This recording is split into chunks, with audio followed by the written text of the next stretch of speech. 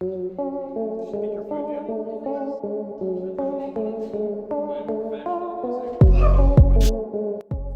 Farming in China. आखिर कैसे सांप की खेती ने चाइना वालों को बना दिया मालामाल? किस तरह चाइना में सांप की खेती करके लोग अमीर बनते जा रहे हैं? दोस्तों, जब बात खेती की आती है तो हमारे दिमाग में अनाज या फिर फल सब्जियों की खेती का ख्याल आता है और खेती करने वाले किसानों को हम अक्सर पैसे कम वाला गरीब ही समझते हैं। लेकिन चाइना में आपको सब कुछ उल्टा पुल्टा देखने को मिलेगा, क्योंकि यहाँ लोग अनाज वगैरह की खेती तो करते ही हैं, लेकिन एक और चीज है जिसकी खेती चाइना में भरपूर की जाती है और वो है सांप की खेती।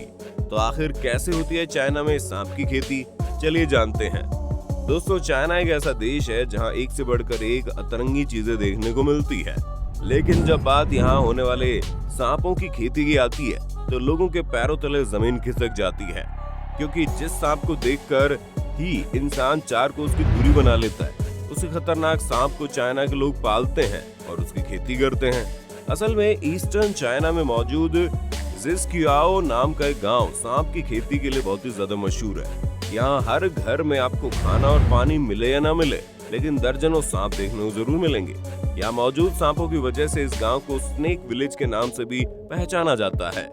इस गांव में रहने वाले लोग अपने घरों में सांपों को भर के रखते हैं।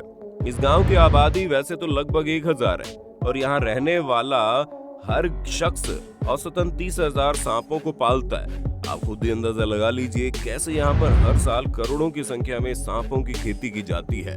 और हाँ, इस गलतफहमी में बिल्कुल भी मत रहना। यहाँ पर खेती किए गए सांप बिना जहर के होते हैं। यहाँ पर जितने भी सांप होते हैं वो एक से बढ़कर एक जहरीले और खतरनाक होते हैं। फिर चाहे अपने वार से लोगों को पागल कर देने वाले पाइथन हो या फिर एक डंक से हाथी तक को ढेर कर देने वाला कोबरा सांप हो। इसके अलावा यहाँ पर लोग बहुत से अलग अलग प्रकार के सांपों की खेती करते हैं। इतना कुछ जानने के बाद आपको अंदाजा हो गया होगा कि चाइना के स्नेक विलेज कितना ज्यादा खतरनाक है। और इससे भी ज्यादा खतरनाक बात यह है कि यहाँ पैदा होने वाला बच्चा खिलौनों के साथ तो बाद में खेलता है, पहले उसके हाथों में सांप थमा दिए जाते हैं, क्योंकि जाहिर सी बात है, घर में जब लाखों सांप घूम रहे हो तो भला कोई बच्चा उनसे कैसे दूर जा सकता है। इतने सारे सांपों को अपने आसपास देखकर चाइना के इस गांव में रहने वाले लोग सांपों से बिल्कुल भी नहीं डरते। उल्टा ये खुद सांपों को डरा कर रखते हैं, क्योंकि इनका कहना है कि अगर इन्हें पैसा कमाने के लिए सांपों की खेती करनी है तो इन्हें अपने काबू में रखना बहुत जरूरी है। इसलिए सांपों को अपना दोस्त बना लेते हैं ताकि सांप इन्हें नुकसान ना पहुंचाए। और जिस तरह हमारे किसान भाई अनाज को देवता समझते हैं, क्योंकि अनाज ही उनका करता धरता है, ठीक उसी तरह इस गांव में रहने वाले लोगों की रोजी रोटी सांपों की बदौलत चलती है, जिस वजह से वो सांपों की बड़ी इज्जत करते हैं। यहाँ तक कि कई घरों में तो सांपों की पूजा तक होती है। अब आपके दिमाग में ये सवाल तो चल रहा होगा कि आखिर क्यों यहाँ रहने वाले लोग इतनी बड़ी संख्या में सांपों को पालकर अपनी जान का जोखिम लेते हैं। तो जनाब, इस गांव में लोग सांपों को केवल दिखावे के लिए नहीं पालते, बल्कि सांप के मांस और शरीर के बाकी हिस्सों को बाजार में बेचने के लिए सांपों की खेती की जाती है। आपको शायद पता ना हो, सांप के जहर से लेकर उसके मांस तक हर एक चीज बाजार में बहुत ही महंगी बिकती है। और आपको अगर नहीं मालूम तो जनाब, 1 लीटर सांप के जहर की कीमत हजारों और लाखों में नहीं बल्कि करोड़ों में होती है। सबसे खतरनाक सांप का जहर तो 3 से 4 करोड़ रुपए प्रति लीटर की दर से बिकता है। अब आप सोच लीजिए, सांपों की खेती करने वाले लोग इनसे निकलने वाले जहर से कितना पैसा छापते हैं। और जहर तो छोड़ दीजिए, चाइना में सांप के मीट की कितनी ज्यादा डिमांड है उसका तो आपको अंदाजा भी नहीं है। इस गांव में रहने वाले लोग भले ही सांप को भगवान का स्वरूप मानते हैं, लेकिन बाकी पूरे चाइना के लिए सांप किसी खाने की चीज के अलावा और कुछ नहीं है। तभी तो यहाँ पर सांपों को केवल पकाकर नहीं खाया जाता, बल्कि उसकी बाकायदा सब्जी बनती है, और वो भी इतने अलग अलग तरह की सुनकर कान खड़े हो जाएं। और सिर्फ इतना ही नहीं, सांपों से दवाइयां बनाकर भी तैयार की जाती हैं। मर्दाना ताकत बढ़ाने से लेकर कैंसर को ठीक करने तक एक से बढ़कर एक दवाइयां सांपों के जहर से तैयार की जाती हैं। यही कारण है कि चाइना के इस गांव में लोग दिन रात सांपों की खेती करने में लगे रहते हैं। इस गांव में 1-2 नहीं बल्कि पूरे के पूरे 100 स्नेक फार्म्स हैं। जी हाँ, आप बिल्कुल सही सुन रहे हैं। यहाँ पर लकड़ी और शीशे के बॉक्सेस में इन सांपों को पाला जाता है। जब सांपों के बच्चे अंडों से निकलकर बड़े हो जाते हैं तो उन्हें एक जगह से दूसरी जगह ले जाने के लिए प्लास्टिक के बड़े बड़े थैलों का इस्तेमाल करते हैं। सांपों को बूचड़ खाने ले जाने से पहले इनके जहर को निकाल दिया जाता है और फिर पहले तो इनका सिर काटा जाता है और जब सांप का सिर कटने के बाद वो मर जाता है तो उसका मीट निकाल कर अलग कर देते हैं और फिर चमड़े को अलग करके धूप में सुखाया जाता है।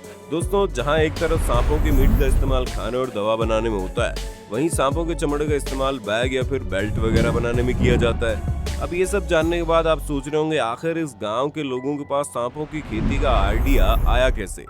असल में इस गांव में यांग होंग चांग नाम का एक किसान रहता था।